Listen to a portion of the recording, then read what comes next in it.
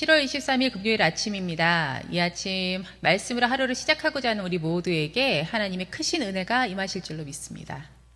오늘 우리에게 주시는 하나님 말씀은 시편 15편 말씀입니다. 시편 15편 1절에서 5절까지의 말씀을 각자의 자리에서 한 목소리로 읽도록 하겠습니다.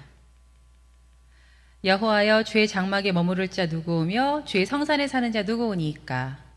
정직하게 행하며 공의를 실천하며 그의 마음에 진실을 말하며 그의 혀로 남을 허물하지 아니하고 그의 이웃에게 악을 행하지 아니하며 그의 이웃을 비방하지 아니하며 그의 눈은 망령된 자를 멸시하며 여호와를 두려워하는 자를 존대하며 그의 마음에 서원한 것을 해로울지라도 변하지 아니하며 이자를 받으려고 돈을 꾸어주지 아니하며 뇌물을 받고 무죄한 자를 해하지 아니하는 자니 이런 일을 행하는 자는 영원히 흔들리지 아니하리이다. 아멘. 지난주 출애굽기 말씀으로 나누었던 주제인 하나님의 임재, 하나님의 형상으로 하나님과 교제 가운데 살도록 창조된 우리 인간 삶에 있어서 이것보다 더 중요한 것이 없음을 지난 말씀을 통해서 확인할 수 있었습니다. 오늘 우리에게 주시는 말씀인 이 시편 15편 말씀 역시 하나님의 임재에 대한 말씀입니다. 하나님의 임재 가운데 살기 위한 자격은 무엇인가? 이 시는 구약시대 이스라엘 사람들이 성전에 제사를 드리러 올라가면서 불렀던 노래입니다. 이 시는 하나님을 향한 하나의 질문으로부터 시작합니다. 1절 말씀을 함께 읽도록 하겠습니다. 여호와여, 주의 장막에 머무를 자 누구오며 주의 성산에 사는 자 누구오니이까? 아멘. 문자적으로 해석한다면 여기서 주의 장막, 주의 성산은 예루살렘 성전을 뜻합니다. 당시 성전에 오기만 하면 누구나 다 제사를 지낼 수 있었던 것은 아닙니다. 제사를 드릴 수 있는 자격이 있었습니다.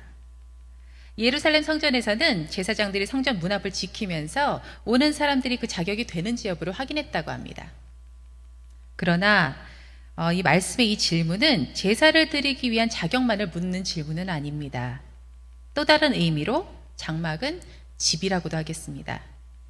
주의 장막에 머무를 자라고 하면 주의 집에서 주님과 함께 사는 사람이라고 이해할 수 있을 것이고, 또 성산은 거룩한 산이라는 의미인데 성경에서의 이 산은 주님의 임재와 보호를 상징합니다. 여호와여, 주의 장막에 머무를 자, 주의 성산에 사는 사람은 누구입니까? 이 말은 주님의 보호하심을 받으면서 주의 집에서 주님과 함께 거할 사람은 어떤 사람입니까? 라는 말이죠. 이 구절 속에서 이 질문은 시인에게 너무나도 중요한 일이고 또한 주님과 함께 거하고 싶다라는 그 애틋한 마음이 담겨 있습니다. 그리고 이는 우리들의 간절한 마음이기도 합니다. 아시다시피 성도라고 해서 모두가 다 주님의 임재 가운데 사는 것은 아닙니다.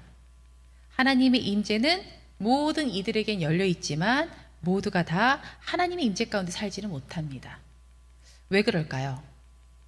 우리는 원래 하나님과 함께 하나님과 교제하며 살도록 창조되었고 하나님과 함께 거하는 일이 자연스러운 일이었죠. 그러나 죄가 우리를 하나님으로부터 분리시켰고 그 뒤로 하나님과 연합하여서 살아가는 것이 불가능해졌습니다. 그렇다면 우리는 다시 하나님께 갈 수 있는 방법이 없는 걸까요? 아닙니다. 우리에게도 길이 생겼습니다. 다시 하나님께로 갈 수 있는, 하나님께로 가까이 갈 수 있는 길이 되어주신 예수 그리스도. 오직 예수 그리스도를 통해서만 가능한 일입니다. 그러나 한번 생각해 보겠습니다. 예수님을 구주로 영접한 모든 사람들이 하나님께 가까이 갈 수 있게 되었다라고 해서 다 하나님의 임재 가운데 살고 있나요? 그렇지 못하죠. 그리스도로 말미암아 하나님께 가까이 간 후에라도 하나님과 교제하며 그의 임재 가운데 살아가기 위해서는 필요한 것이 있습니다. 그것은 바로 거룩한 삶입니다. 하나님이 거룩하시니 우리도 거룩해야 하는 것입니다. 오늘 본문은 하나님과 교제하며 그의 임재 가운데 살아가기 위해서는 이웃에 대한 그 관계적인 거룩함이 필요하다라고 말합니다. 이는 하나님의 백성된 우리에게 부여하시는 이웃에 대한 의무입니다. 우리가 살고 있는 이 시대는 점점 나 자신에게만 관심을 가지라고 말합니다. 내 감정이 최우선이고 내 생각, 내 권리가 가장 중요합니다.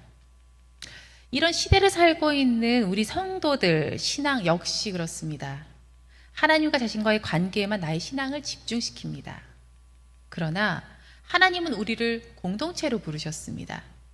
그렇기에 우리는 자신뿐 아니라 내 주변 그리고 내가 속한 사회까지도 사랑으로 관심을 두어야 할 의무가 있는 것입니다. 내 이웃과의 관계가 바르지 않다면 하나님과 바른 관계를 맺을 수가 없습니다.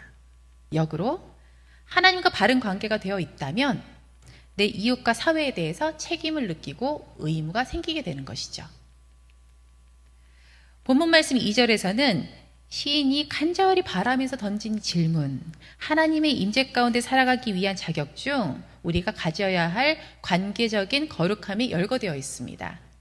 먼저 2절과 3절 말씀을 함께 읽겠습니다. 정직하게 행하며 공의를 실천하며 그의 마음에 진실을 말하며 그의 혀로 남을 허물하지 아니하고 그 이웃에게 악을 행하지 아니하며 그의 이웃을 비방하지 아니하며. 아멘. 여기서 정직하다라는 말은 흠이 없다라는 말입니다. 정의롭게 깨끗하게 살고 함부로 다른 이들을 평가하지 않으며 말로 또는 행동으로 다른 사람들을 아프게 하지 않는 사람. 자, 어떠신가요? 쉽지 않은 덕목들입니다. 그러나 정말 많이 노력하면 그렇게 보이도록은 할 수 있을 것 같습니다. 하지만 문제가 생깁니다. 2절의 마지막 부분에 이렇게 말씀하십니다. 그 마음에 진실을 말하며. 하나님의 임재 가운데 거할 자격이 있는 사람들은 마음에 담긴 진실을 말합니다. 생각을 말하고 생각하는 대로 행동합니다. 그렇기에 모양만 그렇게 보이도록 하는 것은 이들에게는 불가능한 일입니다. 모든 말과 행동이 마음까지도 그러해야 하는 것입니다. 이들이 말하는 진리는 그 마음에서 나오는 것이기 때문입니다. 그럼 다시 생각해 보겠습니다. 나의 허물을 들추고 나에게 큰 해를 끼치고 내게 엄청난 모욕을 준 그 사람에 대해서 마음으로 그렇게 하실 수 있겠습니까?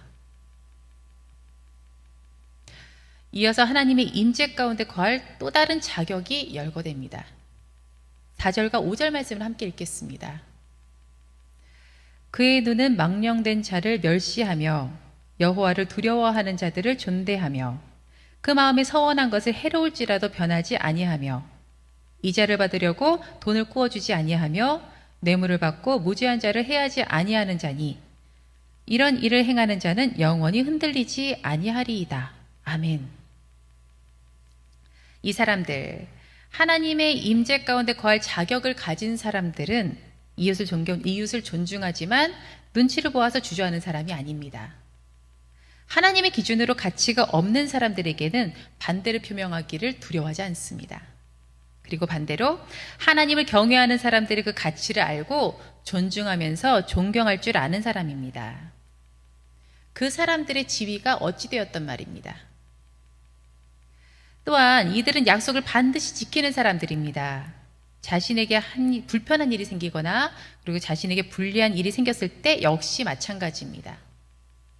왜냐하면 이들은 말과 행동이 일치되는 사람들이기 때문입니다. 그리고 물질에 눈이 멀어 가난한 사람들을 이용하거나 무지한 사람들을 억압하는 사람들이 아닙니다. 이들은 이런 사람들입니다. 자, 그러나 우리는 어떻습니까? 우리는 물질에 정말 쉽게 넘어집니다. 그리고 물질과 지위로 사람들을 판단하고 그것을 사람 대하는 그 잣대로 삼습니다. 물질은 사람의 판단을 흐리게 만들죠.